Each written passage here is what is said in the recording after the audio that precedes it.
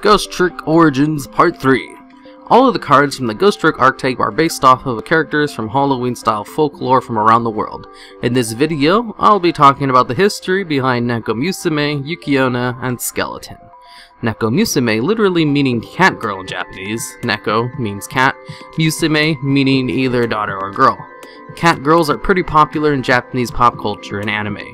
Cat girls typically display cat-like behaviors, exhibiting traits such as playfulness, mischievousness, and deviousness. Sometimes this may include cat gestures or sounds, written or verbal communications, typically with a nya at the end of their sentences, which is just the Japanese equivalent of meow. The Nekomusume doesn't really have any horror story background, but it is a super popular Halloween costume and a character to cosplay. And since Ghostricks are basically based off of Halloween costumes as well as folklore, this one is pretty much all about the costume. Yuki, literally meaning snow woman. Yuki appears as a beautiful woman in a snowy, cold, or mountainous regions. She sometimes wears a white kimono, but other legends describe her as nude, with only her face and hair standing out against the snow. Despite her inhuman beauty, her eyes can strike terror into mortals. She floats across the snow, leaving no footprints. In fact, some tales say she has no feet, a feature of many Japanese ghosts, and she can transform into a cloud of mist or snow if threatened. Some incarnations sleep with the lone travelers to steal a valuable body worn.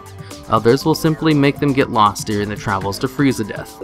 Yet others will kill travelers by tricking them into touching them or a baby they hold in their hands. More benevolent Yuki will either lead their victims to safety and then sleep with them, or simply leave them alone. The more wicked ones will lead them astray to begin with, and then kill them with the methods mentioned earlier. Ghostrick Skeleton is based off the Grim Reaper, or the mascot of death. The nature and purpose of the Grim Reaper actually varies between two different versions. One version describes him as a simple guide, the being who takes you to the next world after you die. The other sees him as the actual entity of death, as in you die when he touches you. The concept of death as a sentient entity has existed in many societies since the beginning of recorded history. In English, death is often given the name the Grim Reaper, and from the 15th century onwards came to be shown as a skeletal figure carrying a large scythe and clothed in a black cloak with the hood. The Bible itself does refer to the angel of death when he reaps Egypt's firstborns.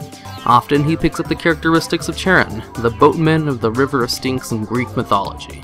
But even these characteristics are filtered through a Christian veil. The Grim Reaper, in his days as a frequent figure of folktales, was originally used as a menacing, somber symbol of the futility of death. He first appears in Western art and folklore with the outbreak of the mid-14th century plague epidemic known as the Black Death. When this concept was imported to Japan in the 19th century, they translated his name as Shinigami. While typically translated as God of Death, it literally means death god, which doesn't have quite the same effect. Japanese media then proceeded to play with the character to the point that many Shinigami no longer have anything in common with the Grim Reaper, aside from the name.